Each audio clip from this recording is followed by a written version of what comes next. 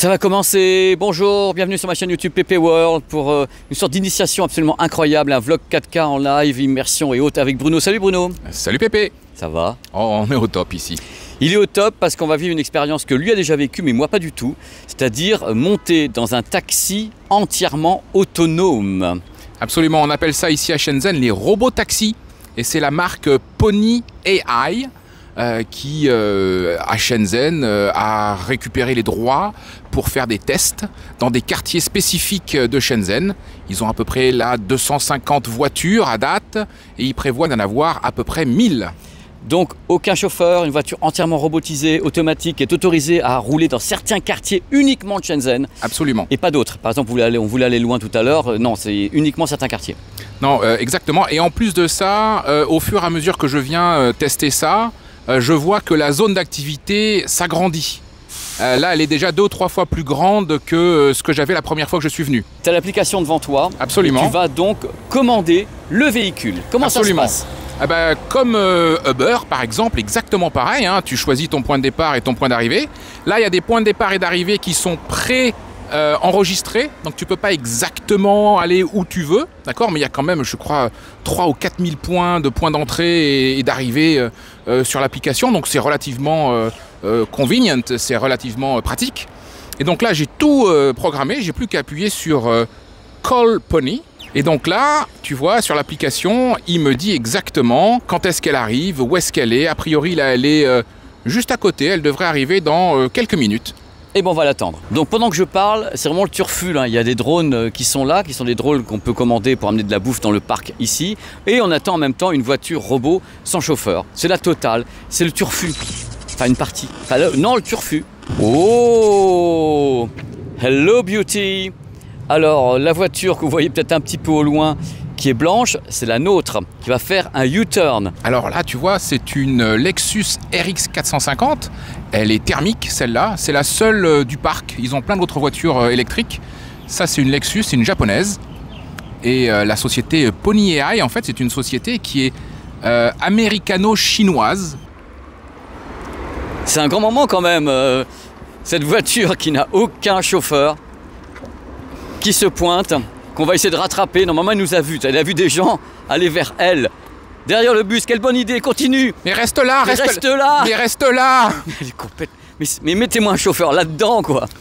Oh, puis alors elle n'est pas prête de pouvoir tourner, parce que là, de l'autre côté, il y a les bus, il y a plusieurs bus. Donc ouais, sur l'app, là, en direct, elle a changé le point de collecte et elle s'est mise 200 mètres plus loin. Ah, juste là, la voilà. Oh la maman, elle est là. là. Oh là là. Voilà. Alors maintenant, tu vas nous montrer parce qu'il faut scanner quelque chose. Voilà, donc tu vois, tu as le QR code qui est là. Et donc là, j'ai un bouton Unlock the Vehicle. Je clique là-dessus. Scanne le code. Ok. Et voilà, c'est ouvert. On y va, il y a un passager factice qui est ici. Elle est ouverte. Et je rentre dans une voiture robot entièrement pilotée par une IA. Là, on est parti. Bruno a une sorte de petite bande-annonce. Moi, j'ai ça. Et bien sûr, un robot. Alors, il faut savoir que le robot en question affiche pas la même chose que nous ici. Nous, on a ça, mais que là, devant, il n'y a pas du tout la même chose. On a vraiment toutes les voitures, on a tous les détails différents d'ici. Alors c'est truffé de caméras, déjà pour nous filmer nous, c'est truffé à l'extérieur de lidar, de caméras. Je suppose qu'il y a également une action avec l'infrastructure locale. Je pense que l'infrastructure envoie des données à ce produit. Enfin j'appelle ça un produit parce que pour moi c'est vraiment un robot avec 4 roues. Et on a 8 km à faire ensemble. Et qu'est-ce que tu en penses? Moi je suis fasciné, je suis complètement fasciné. C'est une expérience que je vous conseille de vivre parce qu'elle existe aux États-Unis avec Waymo entre autres, mais là c'est un peu plus étendu que Waymo. Il y a beaucoup de zones et beaucoup de véhicules commencent à tourner. Et alors tu vois, pour l'avoir pris plusieurs fois, on se dirait qu'elle va se traîner la voiture. Tu vois, au début je me suis dit elle est autonome, elle va rouler doucement, mais parfois elle pointe elle fait des petites pointes de vitesse et tout. Elle conduit presque comme quelqu'un de normal, avec un petit peu de nervosité presque parfois. C'est ce que je demande à voir. Parce que là, j'attends que ça. Allez, je vous mets Bruno également, la DJI Osmo, on a fait au mieux pour monter dans le véhicule rapidement, pour avoir une captation. C'est pas facile, on essaie de faire au mieux. Voilà, PonyWiki, on peut mettre de la musique, on a le Trip View, qui va être intéressant. Donc c'est en chinois et en anglais. Donc on peut l'avoir en 2 langues pour le moment. Et ça va être cool, on a 18 minutes à tenir. Allez, c'est parti! Alors, elle attend bien à côté de bien se faire rentrer dedans. Surtout, hop, ben voilà, c'est bien ce qui me semblait. Je l'ai vu venir, mais elle a freiné. On va jamais survivre. Bruno, toi qui vis en Asie, les Chinois conduisent d'une façon assez, on va dire olé olé.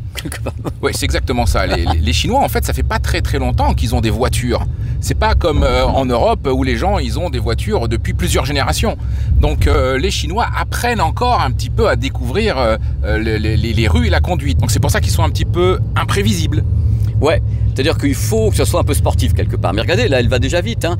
Donc la voiture est prévue, en effet, pour les queues de poisson, les je te freine que je t'ai pas dit. Là, elle doit faire un U-turn. Elle se positionne, elle sait qu'en face, le feu est rouge. Et voilà. Il y a un bouton rouge, mais on ne peut pas l'atteindre. Nous, on a pull over, c'est-à-dire range-toi rapidement.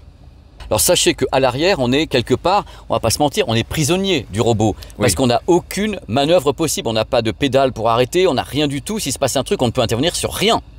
Oui, absolument. C'est ça qui fait un petit peu peur là, mais a priori ça se passe bien. Hein. Moi je l'ai pris plusieurs fois et à chaque fois c'était très bien. Autre chose, tiens, à chaque fois que je l'ai pris, j'ai jamais payé la course. Et parce que actuellement, Pony, ils font des tests, ils sont encore en accumulation de kilomètres. Ils ont accumulé des millions de kilomètres à vide. Et maintenant, ils accumulent, je pense, des millions de kilomètres avec des passagers, certainement aussi pour voir quel est le comportement des gens à l'intérieur, sur quoi ils appuient, qu'est-ce qu'ils font, est-ce qu'ils paniquent, est-ce qu'ils crient, est-ce qu'ils crient, tu vois. Donc, il y a vraiment un besoin d'accumuler des kilomètres et des kilomètres et des kilomètres pour avoir de l'expérience. L'expérience, je pense que dans tout ce qui est intelligence artificielle, c'est ce qui a le plus de valeur. Voilà, le tour a été fait impeccablement. Elle est prête à accélérer un tout petit peu, elle voit bien les bords, il y a un bus devant. Voilà, je me permets de te dire, j'ai vu le bus, c'est sur la voie du bus, au secours. Donc il y a des gens qui passent là aussi, hein. Donc elle a vu les gens, voilà. Et on va prendre d'autres axes. Changement de fil, c'est très compliqué toujours ici, parce que les voitures déboulent un peu de partout. Mais elle est truffée de capteurs, de lidar, de machins, de trucs, et elle utilise une partie de l'infrastructure locale pour se renseigner. J'ai peut-être tort, mais j'ai confiance, Bruno. Écoute, le comportement de conduite qu'elle a est relativement sain. Tu vois, il n'y a pas d'à-coups, il n'y a pas d'hésitation. C'est ça qui est important. Il n'y a aucune hésitation dans la conduite. Donc en vrai, on se sent assez confiant. Même si au fond de nous, on sait qu'on est dans une voiture qui conduit toute seule, on a confiance. C'est rassurant. Voilà, le comportement de la voiture est rassurant. Encore une fois, on n'a pas le choix. On est bloqué à l'arrière, c'est un robot, et s'il se passe un truc, on ne peut pas accéder aux pédales ni quoi que ce soit. C'est ça qui me stresse le plus, c'est qu'on n'a rien devant nous, mais c'est peut-être mieux. Comme ça, le client ne peut pas arrêter un véhicule d'un coup sec. Elle est censée arrêter d'un coup sec. Alors c'est marrant parce que la première fois que je l'ai prise, pour le même trajet, elle n'a pas pris le tunnel. Et je me disais, peut-être que les véhicules autonomes sont interdits dans les tunnels. Je ne sais pas s'il y a un accident ou quoi que ce soit, tu vois, c'est un peu plus compliqué. Et là, à mon avis, elle a dû prendre de l'assurance et elle a dû prendre des datas, tu vois, et analyser mieux les choses. Et elle prend le tunnel. Parce que peut-être dans le tunnel, les moyens de communication sont peut-être pas les mêmes qu'à l'extérieur. Et s'il faut intervenir, il y a peut-être moins les satellites, par exemple, un truc comme ça, quoi. Ouais. Et donc c'est une nouveauté par rapport à la dernière fois que je l'ai prise pour exactement le même trajet. Maintenant, on prend le tunnel. Mais tu as raison sur un point, c'est que le véhicule est extrêmement prudent. Aucun excès de quoi que ce soit. Oui, absolument. Et en fait, c'est ce que je te disais tout à l'heure, la conduite est rassurante. Elle évite les autres véhicules, elle reste à distance des autres véhicules, elle fait super... Voilà, oh là là. Là, il y a le poteau, là. Parce que lui, il a fait n'importe quoi. Donc, elle nous a un peu envoyé dans le décor, là, quand même. Hein. Je veux pas faire mon méchant, mais je l'ai vu, le poteau, là. En fait, elle a évité le véhicule qui arrivait par derrière à droite. Et tu le vois, le véhicule en face, là, il arrête pas. Il zigzague partout. Donc, elle l'a évité, tout en évitant le poteau qui était devant à gauche. Eh ben, elle nous a sauvé la vie. Mon Dieu, merci Pony AI. Pony AI. Pony AI est notre ami. Plus que jamais aujourd'hui, nous lui avons confié notre vie quand même.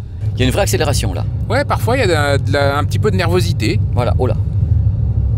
Ouais, elle y va quoi. Elle sent qu'il n'y a personne devant, elle se dit tiens, je peux leur faire peur aux touristes un peu.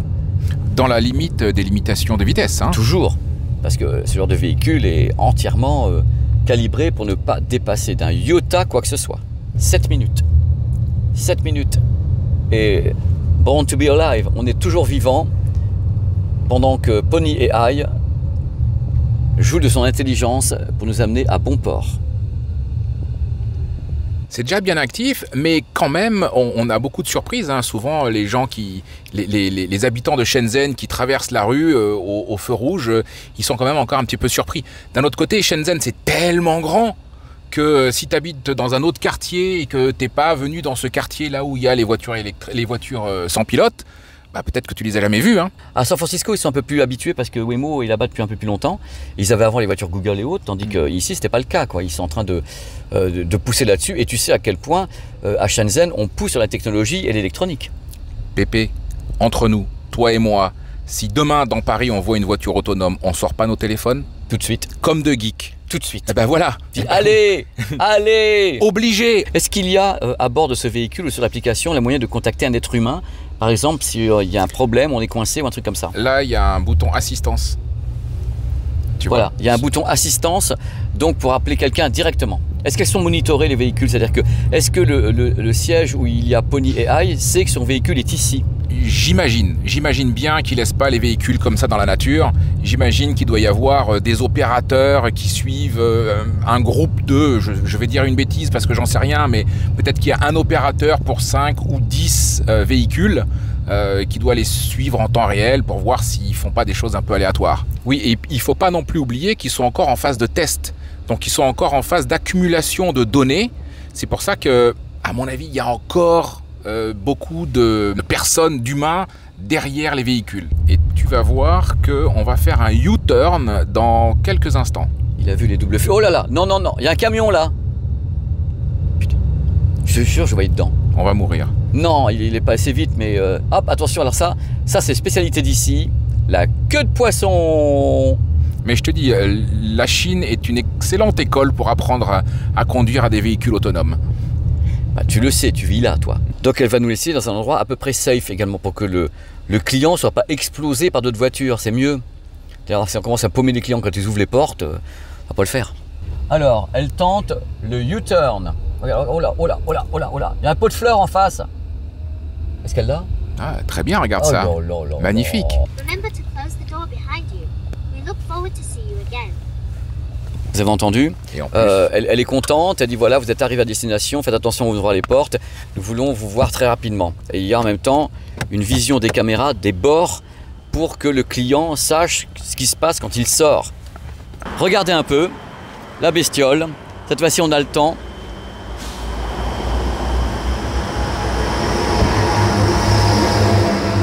Quelle aventure, hein? Mais quelle aventure, Pépé, encore une fois. Alors tu peux nous dire combien tu as payé, s'il te plaît? Écoute, j'ai payé 30 renminbi, ce qui fait à peu près 4 €, mais j'ai eu un tarif préférentiel parce que c'est la 4e fois que je le prends. Il m'a fait payer 20 renminbi, je vais dire l'équivalent de 3 € pour un trajet de quoi 8 km à peu près. On a mis quoi, un petit quart d'heure, tu vois, c'est pas cher. C'est 3 €. Ici, hein, à Shenzhen, c'est pas les mêmes tarifs chez Waymo, mais il y a des tarifs préférentiels pour les gens qui commencent à essayer l'aventure. Bon, après, peut-être qu'on sert de cobaye à ce prix-là. Hein. Oui. Merci pour l'expérience. Dans tous les cas, c'est génial, Bruno. De rien, Pépé. Allez, à une prochaine parce qu'on tourne plein de vidéos avec ce local sympathique. Allez, ciao, ciao. Salut tout le monde.